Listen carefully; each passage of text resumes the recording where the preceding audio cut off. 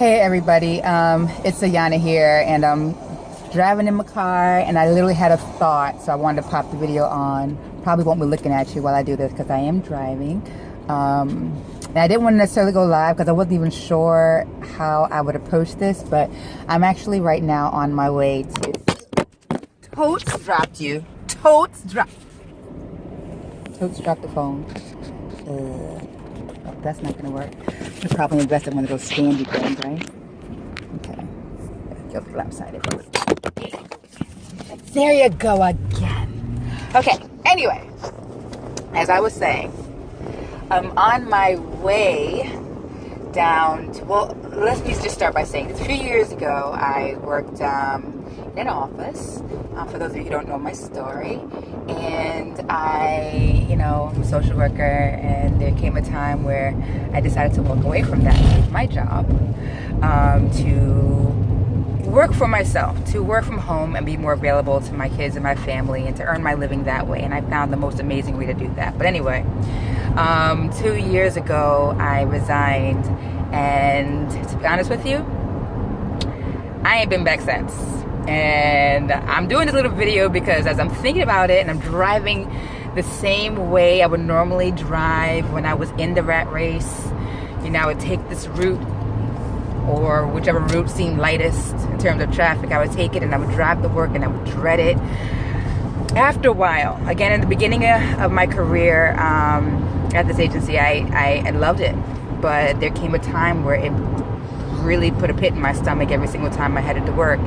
And I'm driving this route to go to work, and I'm getting all these feelings back. And so, how I'm feeling is mixed, because when it came time for me to kind of create my Harriet Tubman effect, and because my job wasn't fulfilling me, or I didn't feel as though my purpose was being served, I started to feel a little bit of relief and stress on how I was going to do this, whatever this was.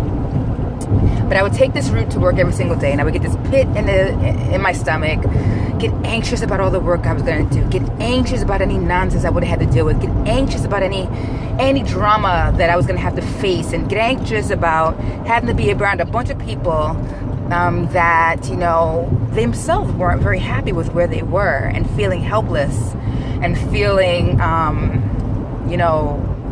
what am I doing here? That feeling that I was getting when I was going to work every single day. So I'm driving the route. I don't know if I could switch it and show to you, but I feel differently today. And again, it's been 2 years. I literally left and did not go back. And I think a lot of that had to do with me just needing to detox.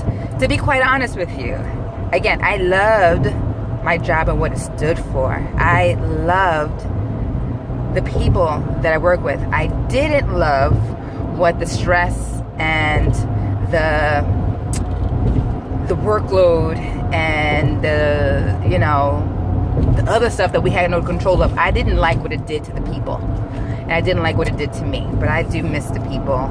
But I had to detox from that place. When I say 15 years doing the work, protecting children and long hours and lots of paperwork and all these things, I don't miss that shit for 1 minute. Not 1 minute. I mean, I completely did the best thing I could have ever done for myself. But I wanted to say also in this video that if you are in a place where you are not happy, maybe you were at one point, but there comes a time, or there has come a time where you're not feeling as fulfilled, or you're not feeling as, like, this is where I need to be. You need to listen to that, because life is full of change. We transition, physically, mentally, in our jobs, in our personal, in our relationships. We transition all the time. Why would a workplace be any different? And if you're happy with where you are, I'm not talking to you. You are where you need to be. But for those of you who have complained, or had stress, or had struggle, or had anxiety of going to work, and I'm not talking about stresses that come with any job. Every job has its work stress. When I loved my job, in full force, there were things I didn't like. Yeah, you complain about certain things. Oh, it's too cold in here. Whatever. I mean, look, even the job of parenting, I love it, but I got my complaints. Love my kids though. I got my complaints. I'm not talking about that. I'm talking about those stresses that keep you up at night, that make you second guess a lot of stuff. I'm talking about those stresses, okay? The stresses that make you think, well, what am I doing here? You know, is this my life? I'm talking about those kinds of stresses. And if your job takes you to that place, it's just time to start to listen to that voice and think about it. And you may not know what those thoughts even mean or what transpired, but do know that if the thought crosses your mind that there's something more for you out there, then it behooves you in your one life to do something about it, to pursue that. It behooves you to figure out what that is. It behooves you to look at the signs and see who God is sending in your way, because he's giving you these thoughts, he's giving you these feelings, he's allowing you to feel these things. It behooves you to explore that so that you can have the best life that you could possibly have, because you only got one. And I think it was Steve Jobs who said, you know, if you were to go tomorrow, can you say that you're doing what you want to do? Or I know I'm saying it wrong, but are you doing something that makes you so happy or so satisfied, so fulfilled today that if you went tomorrow, it would be okay with no regrets? You got to think about that. And I can honestly say, yes, I am now doing that. Okay? In my capacity as a supporter, a health crusader, a mom, a friend, and I would even say an enhanced version of me since deciding to do something for myself. My level of gratitude for listening to the voice is so major, and you know, I'm still growing, I'm still learning, but I have not looked back. And so to go back today and walk back into this office after 2 years is going to be so interesting.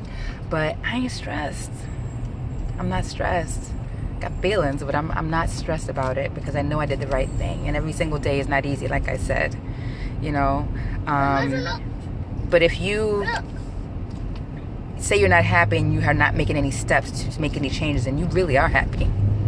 Facts. Okay?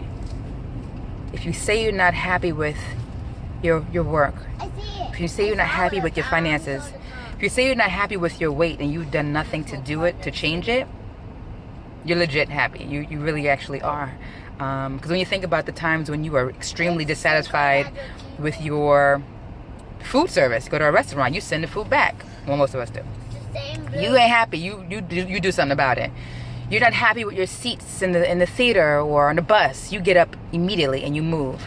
But a lot of us get to the major choices in our life, major fields of I'm not happy with my weight, I'm not happy with my job, I'm not happy with my income, but they do nothing about it. Then that says deep down you really ain't that unhappy about it.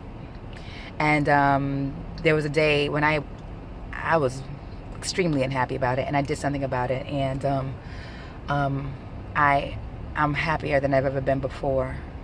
Again, even as challenging as taking my own road is, it's so much more worth how I feel today, and being able to wake up relaxed and less of that kind of uncontrolled stress than I was before. So I'm almost there, and I'll pick back up and record a little bit more if I can, or maybe even my afterthoughts of being there and then leaving. But wanted to share that with you, and I'm going back with my whys. Say hi, guys. Hi. Yeah, you know, kids don't care, but doing it all for them, for me and my husband and my family. Just wanted to be a better, happier me. It was worth walking. Anyway, that's all. I will talk to you guys soon. Thanks for listening. Bye.